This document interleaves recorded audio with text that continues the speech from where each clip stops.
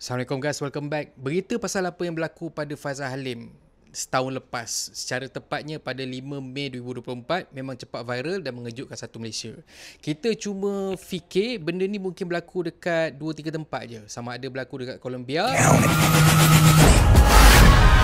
dekat dalam sinetron,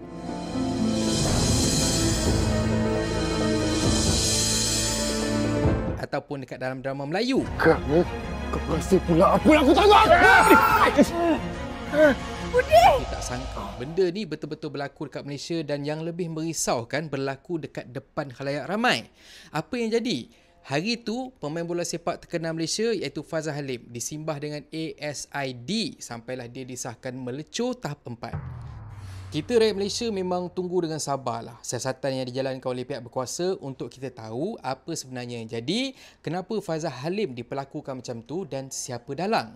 Paling baru kita dapat update yang pihak peguam yang mewakili Faizal Halim bagi update yang mengejutkan. Kes yang berkaitan dengan Faizal Halim tak ada tindakan selanjutnya atau NFA. Shut up! Ikutkan apa yang peguam Faizal kongsi, Faizal Halim kecewa. Sebagai mangsa, beliau memang kecewa. Tapi beliau faham kita ada undang-undang dan semua siasatan berlandaskan itu.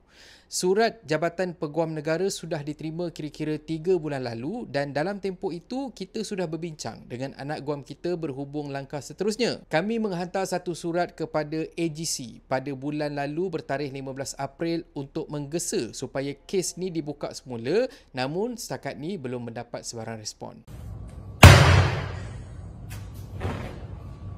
Tak, dia jadi macam serius lah, sebab kalau tak silap aku kan, hari tu ada je video pasal situasi yang berlaku. Tempat yang jadi pun kalau kata kita tengok bukan dekat tempat ataupun dekat kawasan pendalaman kan benda semua ke, tapi dekat kawasan bandar, yang mana dekat sekitar tu memang banyak gila CCTV yang diletakkan, dan pihak berkuasa boleh semak CCTV tu untuk tahu siapa punya kerja, dekat mana diorang pergi. Diorang bawa motor, kalau tak silap aku diorang ni bawa motor lah kan. Diorang bawa motor ni, diorang ke mana? So dia jadi macam blank sekejap. Macam mana kau boleh kata NFA? Surat dari Timbalan Peguam Negara berkenaan hanya menyatakan bahawa tiada sebarang petunjuk untuk mengaitkan mana-mana individu, dan usaha-usaha untuk mengenal pasti siapa pelaku juga tak berjaya.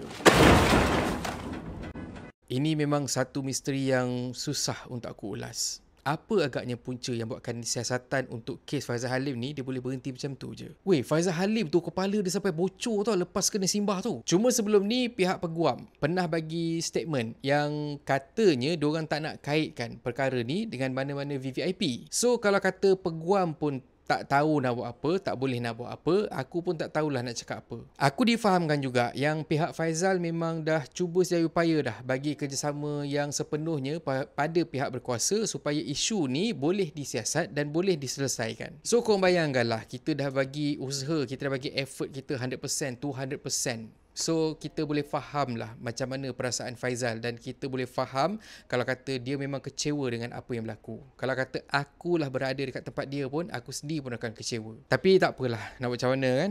Undang-undang dunia ni kita yang rangka, kita yang tweak, kita yang buat. Tapi insyaAllah lah dekat akhirat nanti secara live kita boleh tengok apa sebenarnya yang jadi.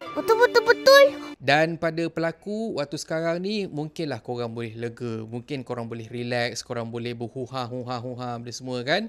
Tapi bila kata dah sampai ke alam sana tu, no turning back. Dah tak ada dah ruang untuk korang patah balik, dah tak ada dah ruang untuk korang bertaubat. Waktu sekarang ni kami cuma boleh tengok perkara ni dilepaskan macam tu aja, tapi bila kata dekat sana nanti kami boleh tengok apa balasan yang setimpal yang bakal korang semua lalu. Dan akhir kata pepantun, suruh kemas adik malas, lari laju macam lipas. Dekat dunia kau lepas, dekat akhirat panas dilipas. Dan kalau korang suka konten ada dalam channel ni, please consider to subscribe. Okay, so thank you very much for watching and have a nice day. Assalamualaikum. Ini antara kipas ataupun portable fans yang aku memang suka gila. Aku selalu bawa merata-rata dan aku memang selalu pakai sebabnya bukan setakat dia ada fungsi kipas saja, tapi dia ada fungsi mini aircon lah. Sebabnya dekat bahagian depan dia ni, dia diperbuat daripada besi. Jadinya dia ada cooling system yang akan buatkan besi dia ni rasa sejuk. Jadinya bila kata kipas ni dia berputar,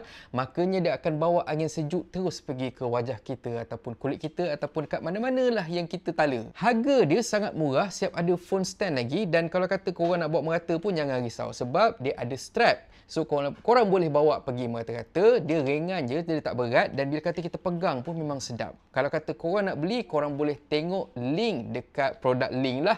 Dan just for your info lah, ini ialah produk yang terlaris lah. Bila kata sebelum ni pun aku pernah promote juga, dan memang ramai yang beli and ramai yang puas hati.